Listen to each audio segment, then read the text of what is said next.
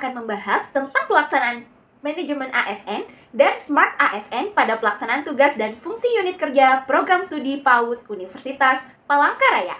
Sebagai seorang dosen CPNS yang memiliki tugas tambahan sebagai penjamin mutu, peran saya adalah memastikan bahwa website prodi dikelola dengan baik agar dapat menjadi alat utama dalam branding, menarik calon mahasiswa, dan menyampaikan informasi penting kepada publik. Mari kita simak langkah-langkahnya. Nah, di sini kita akan membahas tentang manajemen ASN oleh saya, Rahma Dwi Sistiarini, dari Angkatan 38, Pelatihan Dasar CPNS, Dosen Kemendikbudristek, tahun 2024, Latsar, Gelombang 4, Kelompok 2. Nah, di sini kami mendapatkan tugas, yaitu menentukan 3 isu kondisi saat ini terkait dengan pelaksanaan tugas dan fungsi unit kerja masing-masing, yang dimana belum sesuai dengan tujuan pembelajaran agenda 3, yaitu manajemen ASN dan Smart ASN yang dikaitkan dengan pelayanan publik dan proses sistem kerja whole of government. Nah, di sini saya menemukan 3 isu manajemen ASN. Yang pertama, yaitu adalah kurangnya optimalisasi konten dan desain website untuk branding prodi. Yang kedua, yaitu adalah kurangnya koordinasi antara pengelola konten dan tim pengembangan IT. Dan yang ketiga, yaitu adalah kurangnya pelatihan dalam teknologi dan strategi digital branding.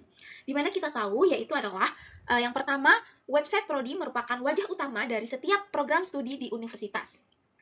Namun, saat ini website Prodi PAUD Universitas Palangkaraya masih menghadapi beberapa kendala, seperti kurangnya optimalisasi konten dan desain untuk branding.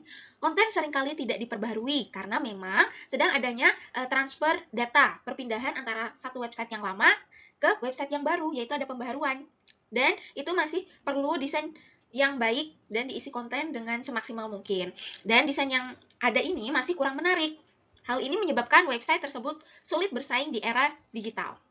Selain itu, yang isu nomor 2, yaitu terdapat kendala dalam hal koordinasi antara tim pengelola konten akademik dan tim IT. Kurangnya kolaborasi ini membuat informasi penting seperti kurikulum terbaru dan pengumuman penting seringkali tidak terupdate dengan tepat waktu. Ini juga disinyalir karena kurangnya sumber daya manusia. Jadi memang SDM-nya untuk tim IT Prodi itu hanya 2 orang. Jadi itu sangat kurang sekali karena di mana 2 orang itu juga menjabat sebagai admin yang mengelola surat menyurat. Seperti ketika mahasiswa ingin sidang dan lain sebagainya.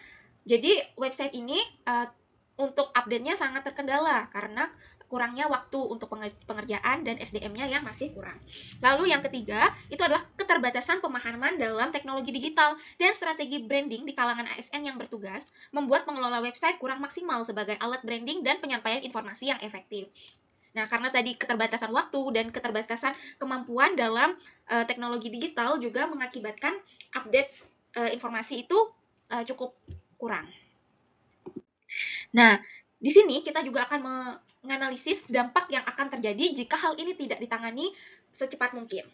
Nah, jika masalah ini tidak segera diatasi, akan ada dampak yang serius. Website prodi yang tidak optimal dapat mengurangi daya tarik bagi calon mahasiswa dan mitra potensial.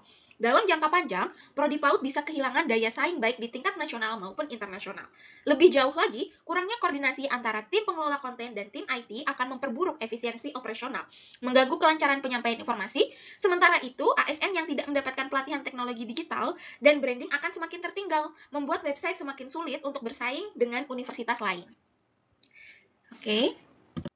Nah, berdasarkan analisis USG atau Urgency, Seriousness, and Growth, kita dapat menilai setiap isu berdasarkan tingkat urgensi, seberapa segera harus diselesaikan, terus seriousness, keseriusannya, seberapa besar dampaknya jika tidak segera ditangani, dan growth-nya, pertumbuhan, seberapa besar kemungkinan isu tersebut akan memburuk seiring waktu jika tidak ditangani. Berikut adalah analisis USG untuk 3 isu tersebut. Isu yang pertama tadi adalah kurangnya optimalisasi konten dan desain website untuk branding prodi. Nah, di sini urgensinya tinggi karena pengembangan website yang optimal sangat mendesak karena website merupakan wajah prodi yang diakses oleh calon mahasiswa dan mitra. Seriousness-nya juga tinggi karena berdampak terhadap reputasi dan daya saing prodi. Sangat signifikan mempengaruhi jumlah pendaftar dan citra publik. And growth-nya juga cukup tinggi. Di sini jika tidak diatasi, kesan buruk akan terus menyebar dan akan semakin sulit untuk memulihkan citra prodi.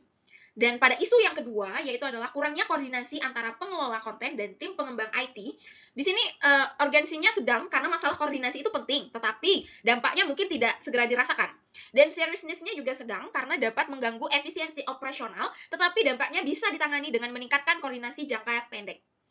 Dan growth itu juga sedang karena masalah ini dapat berkembang, tetapi masih bisa diatasi jika ditangani secara tepat waktu. Dan isu yang ketiga yaitu adalah kurangnya pelatihan dalam teknologi dan strategi digital branding. Di sini urgensinya bisa dibilang tinggi, bisa juga dibilang rendah, karena pelatihan memang sangat penting untuk memberdayakan ASN dalam mendukung strategi digital universitas. Namun sebenarnya di sini kewajibannya adalah tim penjamin mutu atau tim konten dan admin. Karena kalau buat dosen itu sebenarnya tridharma perguruan tinggi kecuali mempunyai tugas tambahan seperti saya. Dan cara mengatasinya juga bisa dilakukan dengan melihat atau belajar study learning secara otodidak ya, di internet, di YouTube, di website atau di video learning manapun, itu banyak yang membahas tentang strategi digital branding. Dan seriousness-nya, kurangnya pelatihan dapat menyebabkan ASN tidak mampu mengikuti perkembangan teknologi yang menghambat inovasi dan efektivitas dalam pengelolaan website. Dan growth, yaitu tinggi, jika ASN tidak segera diberikan pelatihan, mereka akan semakin tertinggal, memperburuk masalah, dan menghambat perkembangan prodi. Nah, masalah yang di isu ketiga ini, yaitu kurangnya pelatihan dalam teknologi dan strategi digital branding, sebenarnya bisa diatasi jika ASN-nya mau berkembang, mau belajar secara otodidak, yaitu melihat learning dari video pembelajaran tentang strategi digital branding. Jadi, isu prioritas analisis USG dari ketiga isu ini, saya menentukan bahwa kurangnya optimalisasi konten dan desain website untuk branding prodi ini dipilih sebagai isu prioritas. Jadi yang pertama ya, karena di situ urgensinya tinggi, seriousness-nya juga tinggi, dan growth-nya tinggi juga. Di sini tingkat urgensi tinggi karena website adalah salah satu alat utama untuk menarik calon mahasiswa dan mitra. Sedangkan seriousness, yaitu keseriusan isu, ini sangat penting karena berdampak langsung pada reputasi prodi dan jumlah pendaftar.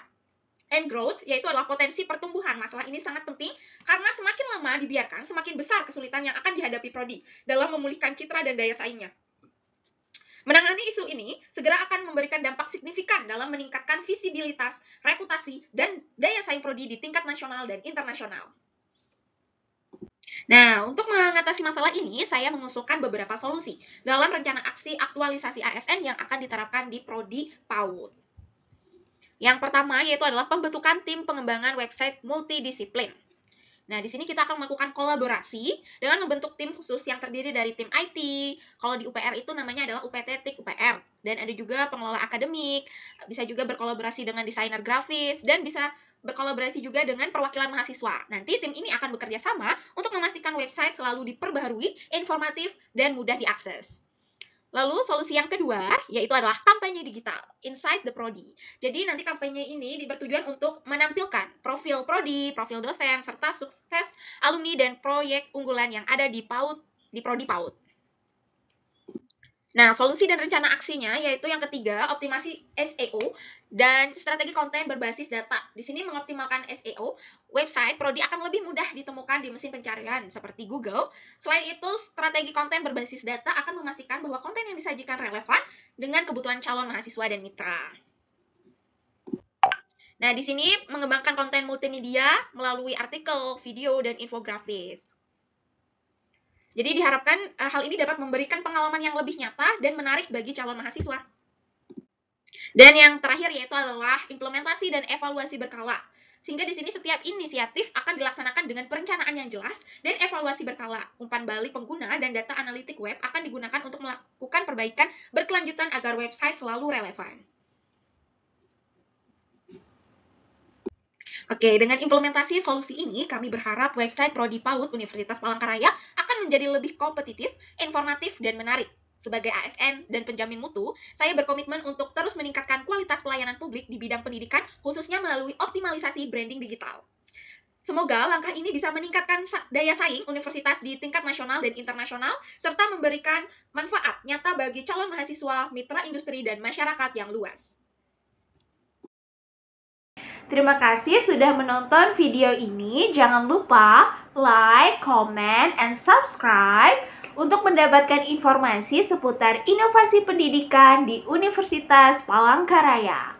Bersama kita wujudkan prodi PAUD yang lebih baik dan berkualitas. See you on my next video. Bye-bye.